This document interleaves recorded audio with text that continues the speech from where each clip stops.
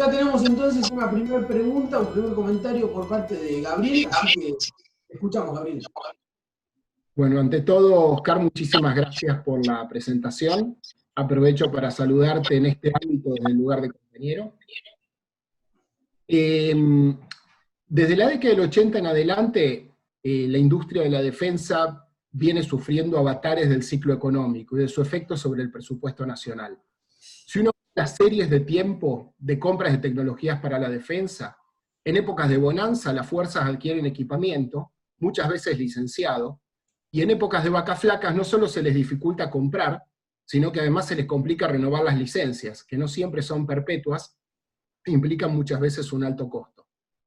En este contexto y con las dificultades de dólares que estimamos vamos a tener al menos en los próximos 3 años, la soberanía nacional de la tecnología va mucho más allá de tener servidores en un perímetro securizado nacional, sino que además garantiza la disponibilidad de armas cibernéticas por 2 razones.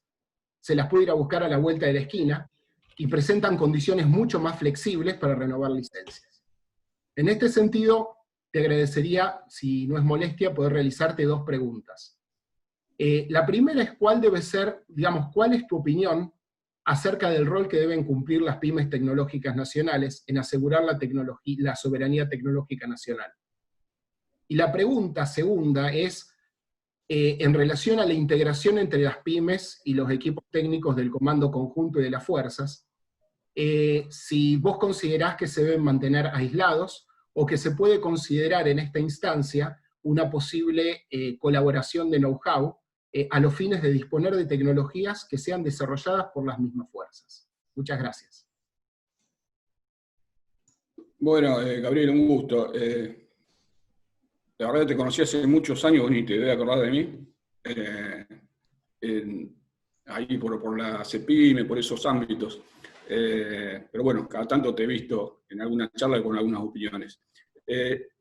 A ver, la primera pregunta era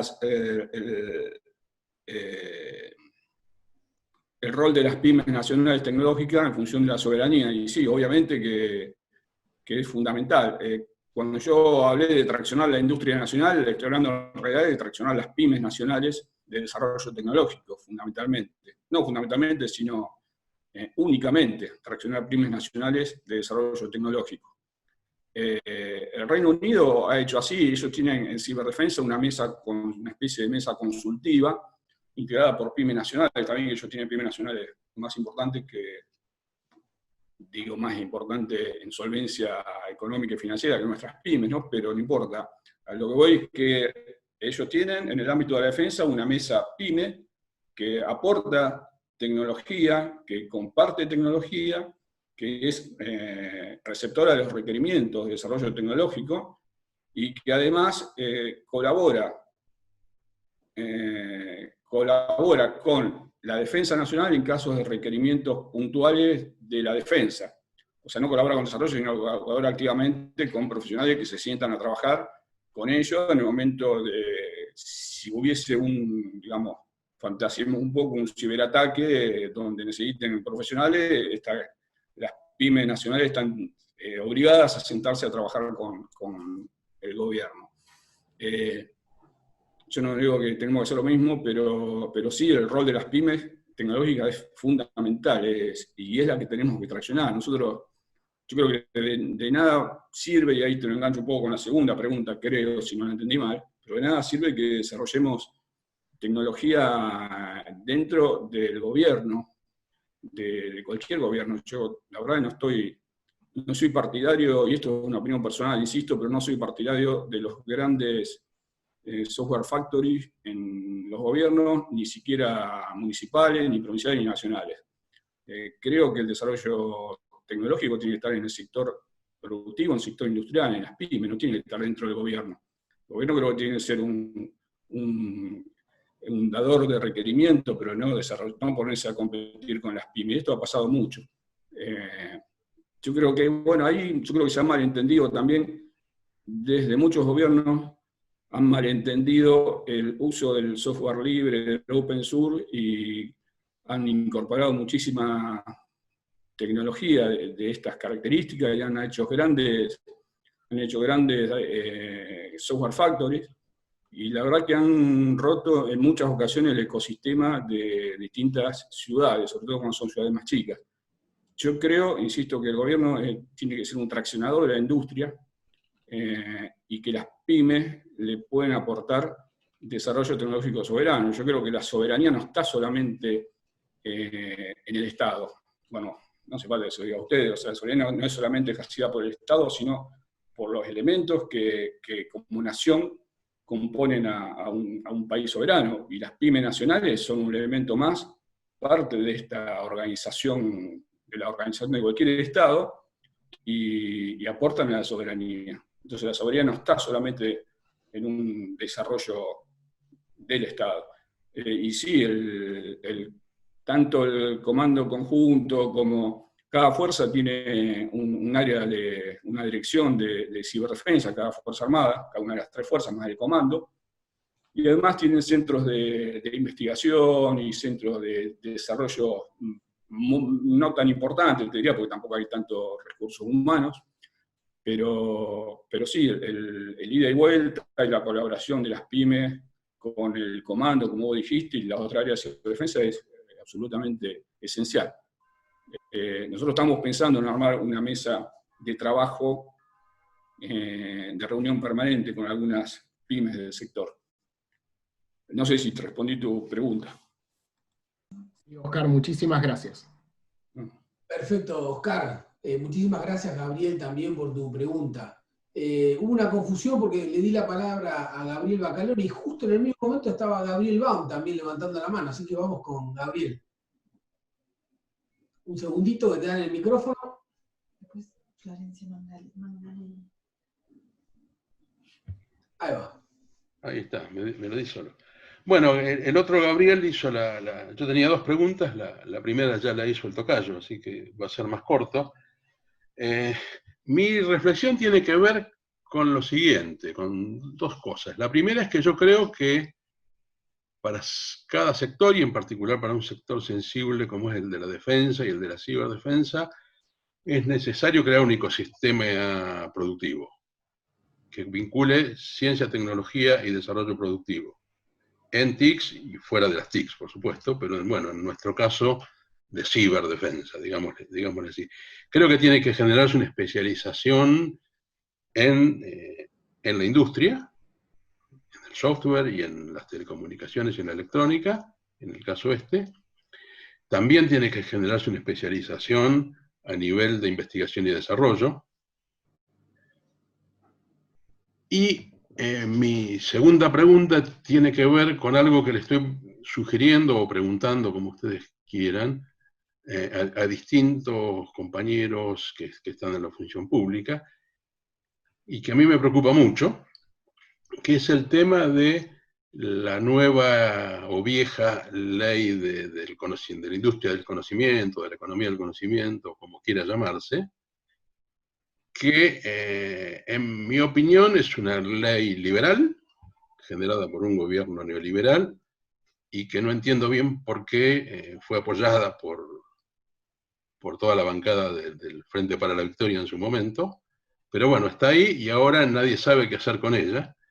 Y a mí me parece que es una muy buena oportunidad la salida de la pandemia y cuando se vuelva a rediscutir este tema, generar una ley que mire hacia las demandas reales que tiene el país. Una de ellas es la ciberdefensa, sin duda, el sector defensa en general.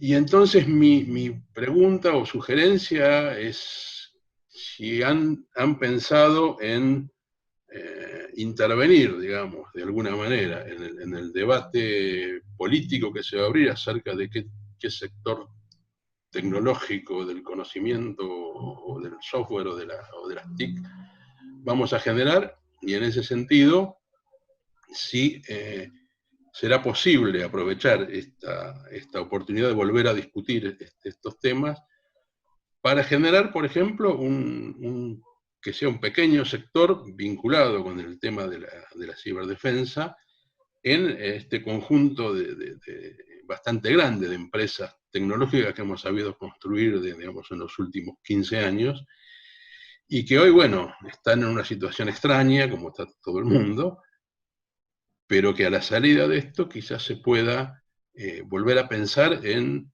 bueno, poner todo ese conocimiento, todas esas capacidades productivas y de gestión que representan las miles de pymes, sobre todo de pymes nacionales, para, bueno, en este caso particular, discutir un perfil de sistema productivo para la defensa. Esa sería mi pregunta, que es muy parecida a la del otro Gabriel, en realidad, pero es un poco más precisa, digamos, en algún sentido, o toca un tema más preciso. Bueno, y te agradezco, Oscar, tu presentación, por supuesto, y me alegra mucho volver a verte, ¿no? Y nada más. Esa es mi reflexión o mi pregunta, no sé si vale la pena que la conteste. Bueno, sí, Gabriel, cómo no. Sí, antes yo te había saludado a vos, esa referencia que ha hecho el primer a vos, al otro Gabriel, que está en la pantalla mía, hasta al lado tuyo, también lo conozco, conocía a su padre sobre todo, pero bueno, para los dos me aprecio. Sí, lo que vos decís, Gabriel, es cierto, yo la verdad, y tomo tu sugerencia, no... Desde Defensa nosotros no participamos en la discusión que hubo ahora, que está habiendo ahora, que hubo en el último mes y medio, sobre aspectos de la ley de industria del conocimiento. No participamos y tomo tu sugerencia para procurar ver si podemos participar de alguna manera. Me parece interesante. Me parece interesante ponerlo en esa ley como algo, como uno de los puntos importante, el tema de ciberdefensa, ciberseguridad y todo esto. Me parece interesante. Bueno, creo que, no sé si me perdí alguna parte de lo que dijiste, de tu pregunta. No, yo creo que lo habías contestado cuando le contestaste a Bacallo Jr., pero sí, me parece. Bueno. Es más que nada una sugerencia que le hago a toda la gente que conozco y que tiene algo que ver con esto.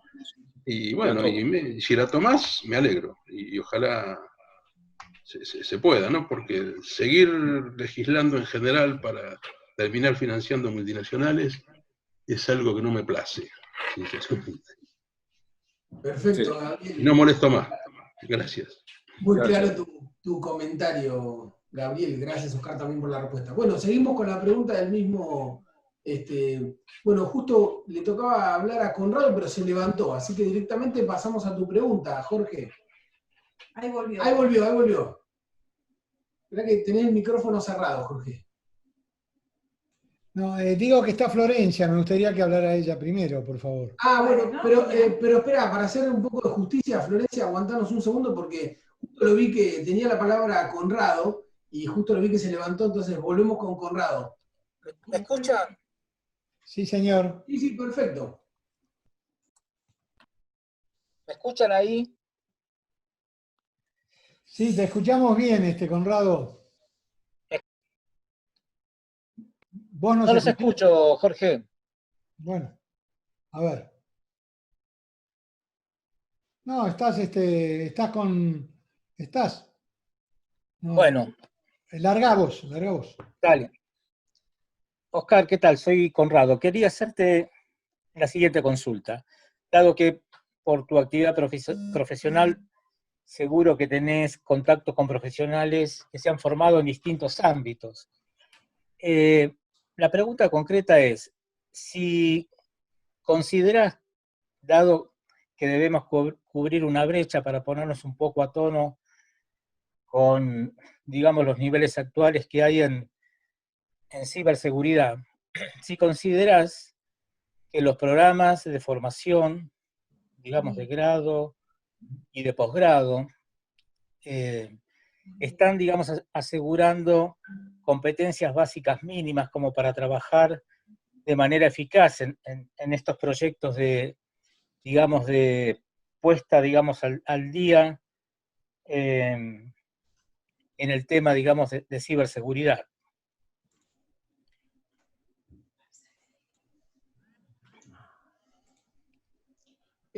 Jorge no tiene micrófono, Oscar. Ah, perdón. Ahí está, ahora sí.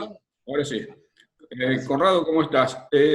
Sí, interesante tu pregunta. Yo creo que Yo dije que como activo teníamos institutos de formación, pero también tengo que, me parece que destacar o reconocer, en base a tu pregunta, que hay muchas carreras de grado, o algunas cuantas, no, tampoco hay muchas, unas cuantas carreras de grado, hay otras tantas de posgrado, y hay otras especializaciones, diplomaturas, que han nacido un poco anárquicamente, en el sentido, digo, de que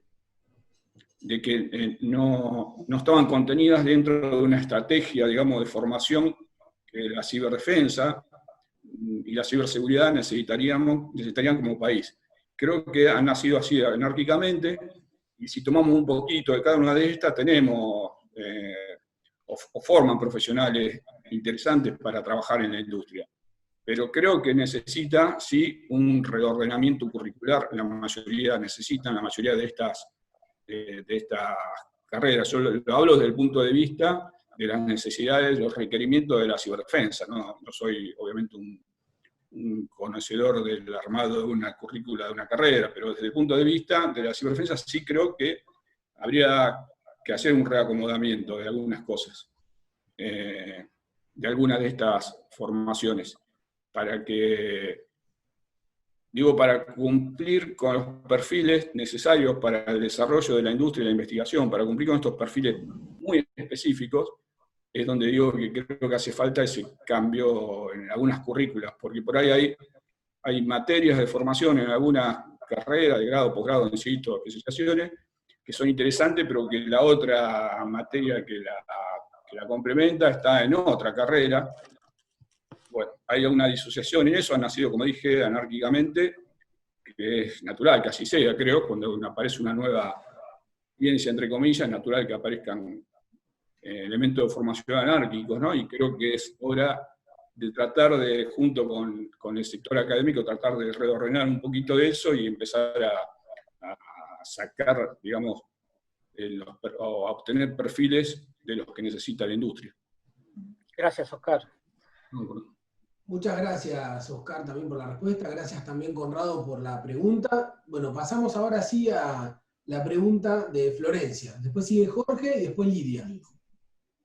Bueno, buenas tardes. Lo mío va a ser más específico. Me quedé con el tema de los radares, que siempre es un tema que me intriga mucho. Quiero saber si en realidad en todo lo que es fronteras con países limítrofes, plataforma continental, monitoreo de nuestra soberanía, seguimos bajo el decreto 1407 del 2004, o si tenemos alguna otra regulación del sistema de radares, o si cambió con lo que usted contó sobre el G20, si en ese software había algún cambio dentro de lo que era radares para nuestra defensa externa. Esa es mi pregunta específica. Gracias. ¿Qué tal, Florencia? No, lo que yo conté de la adquisición de tecnología para ciberdefensa en la coyuntura del G20 fue exclusivamente para ciberdefensa y no tenía relación con la radarización, ni el control ni la vigilancia del control aéreo. No tenía, no tiene. Respecto a si siguen la misma normativa, la verdad que desconozco, no es mi expertise ese. Yo traje a colación el tema de Simbica como proyecto de industria nacional, ¿no? Pero no quiero decir esa, te la debo, pero te debo esa respuesta.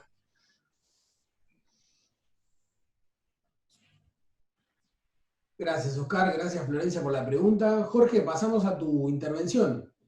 Sí, muy cortito. En primer lugar, quiero agradecerle sinceramente a Oscar esta exposición porque ordena un poco las ideas y además abre una agenda de discusión a partir de alguien que tiene la experiencia y el conocimiento sobre el tema como para discutirlo no solo desde lo técnico, sino esencialmente desde lo político. Y la primera cosa que quiero hacer es agradecer eso. En segundo lugar, quiero hacer una mención. Hoy se habló de radares y hacer, si me permiten, un pequeño homenaje a alguien que fue un gestor de ese proceso extraordinario que se hizo en INVAP, que es Cacho Otegui, que es un amigo, un compañero, un hombre admirable, y además un hombre que empujó enormemente desde el sector semi-privado la idea que la Argentina podía hacer grandes desarrollos sin necesidad de quedarse petrificados porque hay otros que tienen desarrollos más grandes. En ese sentido, quiero recordarlo a Cacho y plantear la necesidad de que ese ejemplo esté vigente, de la misma manera que puede tenerlo alguien que también se fue un poco más atrás y cuyo hijo y esposa están en esta reunión, que es el amigo Bacalor. Así que yo creo que los grandes emprendimientos se hacen desde la valoración de las grandes figuras. Y así como Oscar le plantea la figura extraordinaria que fue Jorge Sábato, creo que estas dos figuras, especialmente al que he tenido más contacto es con Cacho, deben de servir de ejemplo para sentir que podemos los que todavía estamos en la lucha y en este lado de la vida. Finalmente, la única reflexión que me queda es la idea que tomo de la frase de Sábato, cuando habla que hay que elegir la tecnología más conveniente, quiero instalar en aquellos que no lo tengan, y repetirlo en aquellos que la tienen, que en la Argentina, digamos, hay un tecnólogo, porque todavía está vivo, que ha instalado una definición de tecnología que se llama tecnología conveniente, que no es una palabra igual a cualquier otra, sino que tiene una definición objetiva y concreta que puede ser planteada y usada y recordada en el momento de establecer políticas de desarrollo con actividades de gran componente tecnológico. La tercera cosa que quiero decir es la siguiente. Realmente el Ministerio de Defensa constituye un actor social para el desarrollo tecnológico y productivo de primera magnitud.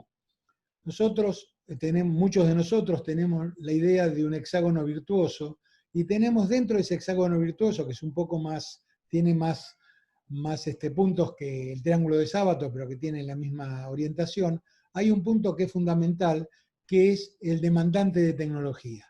El demandante de tecnología en todo el mundo ha traccionado la tecnología y el desarrollo industrial a partir de su poder de compra y de su capacidad de poder diseñar políticas. En ese sentido, yo recuerdo con alegría las palabras del actual ministro de Defensa, Rossi, que planteó que la defensa nacional es un traccionador para poder desarrollar una industria que sea mucho más amplia que simplemente lo que se entiende naturalmente como defensa. Así que yo quiero felicitar a la idea que existe desde la política, soy absolutamente coincidente con esa idea, y ojalá que los pocos recursos, los reducidos recursos a que plantea Oscar, se transformen en muchos recursos, porque desde defensa puede darse origen a una cantidad de desarrollo, no solamente en el área de defensa militar o de ciberdefensa, sino en una etapa de guerra contra un enemigo invisible, como lo definió el presidente de la República, en ámbitos logísticos tan importantes como puede ser los medicamentos y otro tipo de actividades que hacen a la industria. Así que gracias, Oscar, discúlpame que yo haga este planteo sin preguntas, pero lo que quiero es poner en valor el valor de lo que vos estás planteando y de lo que el Ministerio fija como política. Gracias. Bueno, gracias, Jorge. Bueno, la tenemos a Lidia entonces para preguntar. A ver si Jorge le da su micrófono. Vamos a dar un micrófono a Lidia. Aprovechamos también para saludar a Marcela y bueno, Fernando Stefani que se han sumado ahora, se han perdido un poco la charla y el debate, pero siempre son bienvenidos. Hola, ¿qué tal? Disculpe. ¿Tenés el audio, Lidia? Bien, yo cuando empecé, en primer lugar agradezco muchísimo a Oscar por la presentación, por la precisión de los conceptos, los planes del Ministerio, y el asunto de la radarización, que se une con varios elementos que están acá en esta reunión y que han sido planteados. No solo el INVAP, con el recuerdo de Cacho Otegui, de su titular, que siendo una organización estatal se mueve como si fuera privada, que es otro tema rapidito para tomar y consultar y preguntar. Porque fue en el 2014 la inauguración, que yo recuerde, del radar en Formosa, que se comunica Rossi con la Presidente. Entonces, esa es una decisión importante, y los tiempos para la industria llevan el desarrollo, y la industria lleva su tiempo, y ahí tenemos un ejemplo. Tenemos el SINDICA, el decreto del SINDICA en el 2004, y la inauguración del radar, un radar con todas las condiciones 3D de máximas requerimientos, se inaugura en el 2014, porque los tiempos de la industria son largos. Cuando vi que estaba Bacalor, bueno, yo también conocí al papá, y un viejo sueño de la electrónica, que en ese momento se llamaba electrónica, después se llamó TIC, y hoy le podríamos llamar nuevas tecnologías, o algo por el estilo, se hablaba del complejo electrónico. Es de la época en la que Edgardo Gali acuñó el concepto de tecnología conveniente. Se hablaba de un complejo electrónico donde toda la parte de radio, de telecomunicaciones, de electrónica, etcétera, estuviera unida, y de esa masa crítica y con el poder de compra del Estado se pudiera desarrollar. Uno de los renglones era la radarización y las necesidades militares. Bien, bueno, el nombre electrónica pasó, pero la idea de juntar todo, desde el software al hardware, el desarrollo de la energía inteligente, de la logística, los vehículos, etcétera, podrá ser un complejo de todo lo que está armado. Se dice hoy que los autos son artículos de software, artículos de electrónica, digamos. Todo el complejo que está motorizado de este tipo de tecnologías, que puede estar unido. Y ahí el sector militar, la atracción militar, como bien lo había visto Rossi, como también lo había visto Tegui, como lo dijo recién Sacanini, como lo dijo claramente Oscar prácticamente al inicio de la exposición, es una gran oportunidad. Y respecto de algún tema que sí conozco profundamente, que es el tema de la ley, no sobre la ley en sí, sino sobre cómo se gestó. En el 2014, en el 2004 también se firmó la ley del software y se firmó la ley de promoción del software, 25.922. Esa ley terminaba en el 2019. Durante el transcurso, muchas veces pensamos, ¿por qué no poner, además del software, toda la electrónica, y la electrónica militar, y el equipamiento, y etcétera? Pero el tema de que se terminaba la ley del software y que los diputados tenían que decidir cómo se continuaba, fue una cosa que realmente fue tomando la escena, y bueno, ya llegaba al final, porque terminaba en diciembre del 2019 y terminan aprobando esta ley que recién decía Gabriel Baum, que es una ley en la que le gustaba intervenir, y en esa ley creo que hay que participar. No obstante, esa ley no es el gran complejo de tecnología conveniente, etc. Esa ley es la adaptación de aquello que había sido la ley del software, ampliando segmentos. Y cuando se amplían segmentos y se dice que la innovación no es solo la electrónica y las TICs, está, por ejemplo, la biotecnología y otras cuestiones que está bien que estén en ese rango. Pero nosotros estamos hablando de otra cosa, estamos hablando de una gesta nacional de tecnología en donde interviene la defensa y donde intervienen las previsiones y la planificación del Estado. Y la ley del software, ampliada o no, es de ese tipo de gestiones, como tiene la agencia en el MinSIT, en donde se hacen convocatorias, se presentan las empresas, normalmente pymes, y se va dando ese financiamiento, que está bien. No digo que esté bien la ley porque no la vi, no vi cuál es la que quedó, no servía, no sé cuál es el proyecto actual. Pero además de esa ley, de que se presente pyme y se presenten proyectos que pueden ser grandes, no necesariamente pequeños, pueden ser uniones de pyme, etc., todavía está vigente la necesidad de hacer ese gran proyecto nacional, que sí, lo que decía Oscar iba entroncado en eso. En cambio, la ley se generó en cómo reemplazarla del software, cómo ampliarla y, no sé, y poder continuarla y poner... Antes del 2004, había verdadera pasión por las cosas que no se habían podido hacer. Y más con la crisis, y al ver que podíamos despegar, empezaron a salir la ley del software, la de radarización, el SINDICA, etcétera, etcétera. Después, bueno, las cosas llevan su tiempo. Y después, en la etapa de los últimos 4 años, hubo una disolución, como si todo lo que había fuera disuelto y hasta nos habíamos olvidado de en qué andábamos. Entonces nos encontramos con una ley que realmente viene del rejunte de cómo salir dentro de ese ámbito en donde no éramos soberanos para pensar, y ahora que podemos volver a ser soberanos, no obstante el tema del virus, del COVID-19, es un momento en el que creo que la gente que está acá en esta reunión y lo que se ha dicho, lo que ha dicho Jorge, lo que ha dicho Oscar, en principio, que sería el cual se lo pediría o le consultaría, poder retomar aspectos de ese gran sueño, de un complejo de tecnología conveniente nacional, que se plasma en la defensa, que se plasme en otro, y que también, como dijo Oscar, puede estar en el consumo, en lo civil. O sea, elementos upgrades y degrades de la misma tecnología se pueden adaptar y llevar al consumo. Y bueno, todo esto hay que verlo en forma transdisciplinaria y organizacional, ¿no?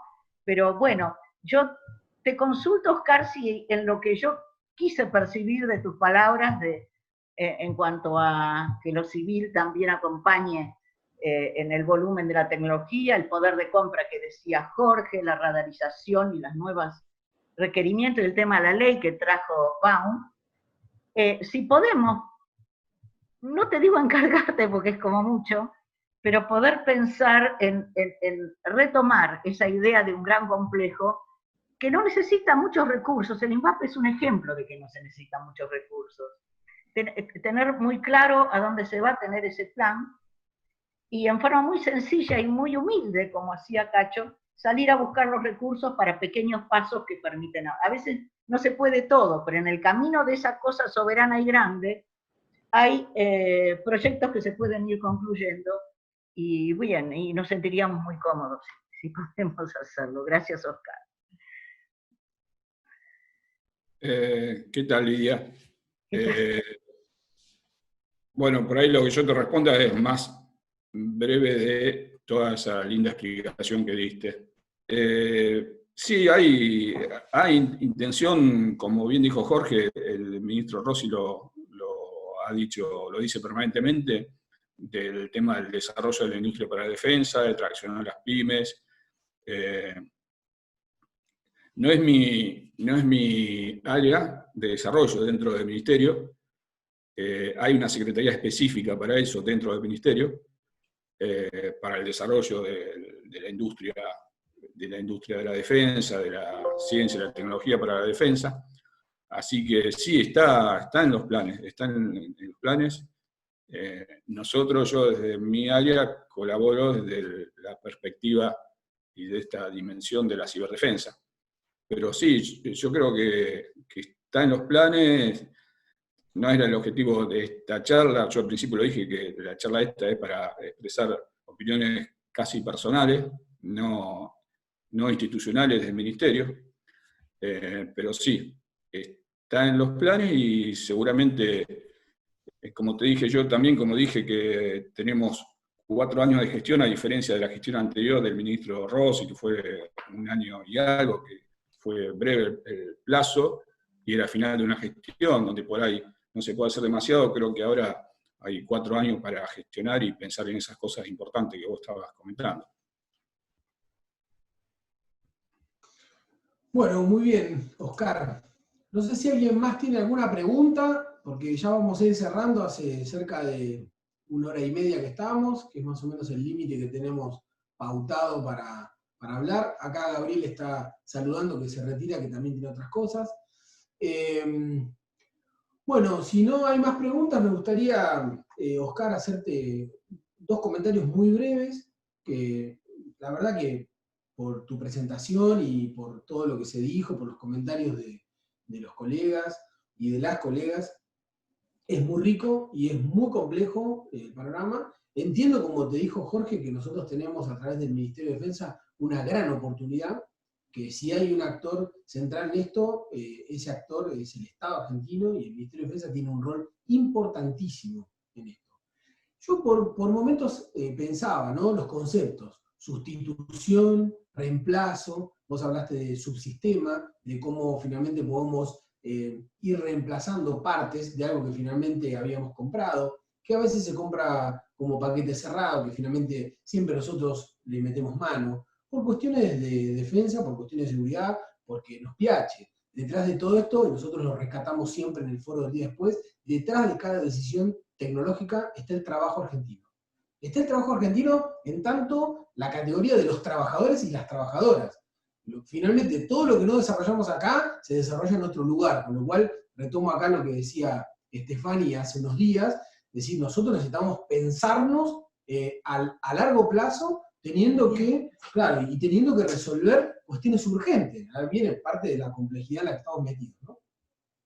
Y yo simplemente termino con esta reflexión, y que tiene que ver con que vos, bueno, en realidad todos nosotros, no es que vos en tu presentación lo dijiste, pero es como si no pudiéramos salir de esa cuestión de las dualidades, ¿no? De que finalmente hay usos militares y usos civiles, cuando en realidad tal vez tenemos que pasar a las multiplicidades, y esta cuestión de que finalmente nunca se termina sabiendo para qué sirven los desarrollos tecnológicos, mucho más cuando son desarrollos endógenos, nacionales, que tienen que ver con las utilizaciones sin límite que nosotros podemos darle.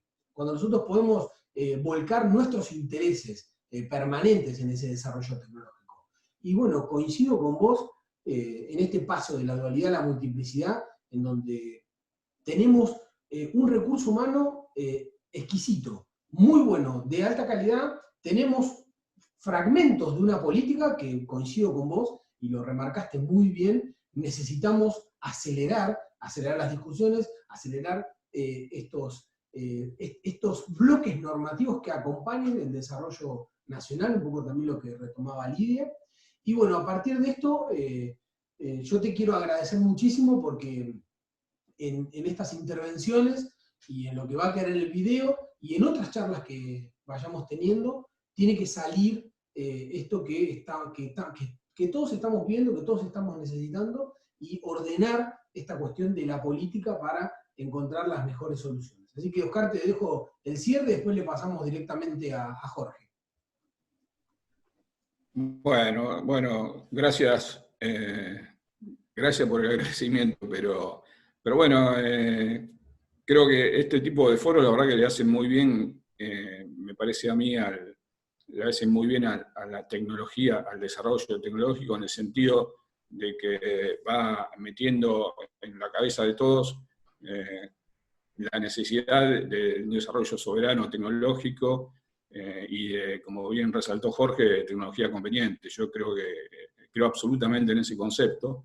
Es un poco lo que yo explicaba, de que nos vamos de una punta a otra por ahí, de hacer poquito a pretender hacer un montón. Hay que pensar en lo conveniente. Pero bueno, gracias a ustedes por hacer estos foros. Está bueno, está muy bueno que quede subido para que se pueda replicar y lo puedan escuchar. Creo que hay que seguir convenciendo gente, profesionales y decisores políticos, hay que seguir convenciéndolos de que la tecnología no hay que comprarla 100% afuera, sino que hay que hacer desarrollos locales, que hay que trabajar, hay que traccionar las pymes, y necesitamos componentes tecnológicos soberanos para poder afrontar crisis hasta acumuladoras. Yo creo que el coronavirus también, esta cosa nueva que apareció de esta cuarentena, que por lo menos nosotros creo que todos los que estamos acá nunca vimos una cosa así, creo que también nos hizo ver que necesitamos desarrollos tecnológicos soberanos.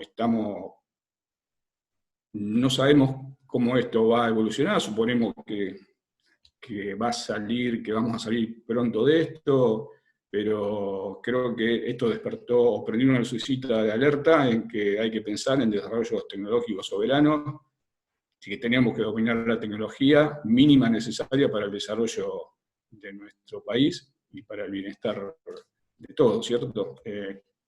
Esta cosa que fue esta pandemia, creo que, insisto, que prendió una lucecita y que hay que esa lucecita, cuando pase todo esto, tenemos que explicarla y tenemos que dar la discusión y tenemos que dar la discusión esta y hacer y abrir la cabeza y concientizar al resto de los actores tecnológicos y políticos de que algunos obviamente no vamos a poder convencer, pero tenemos que hacerlo con la mayoría, porque hay gente que no lo hace, hay quizás decisores que no lo hicieron o no lo hacen por cuestiones, digamos, por cuestiones políticas, sino porque quizás no entienden algún aspecto tecnológico, como nosotros no entendemos algunos aspectos de médicos o de otras áreas, ¿no? Creo que hay que seguir concientizando de la necesidad de un desarrollo tecnológico soberano y además de que es posible, porque por ahí está mucho el mito en los que no son técnicos de que esto es imposible. Como decía Borges, no hay hombre que fuera de su especialidad no sea crédulo, ¿no? Y creo que hay muchos que no son de esta especialidad y que son crédulos en el sentido de que piensan de que es imposible un desarrollo tecnológico nacional. Bueno, gracias. Gracias, Oscar.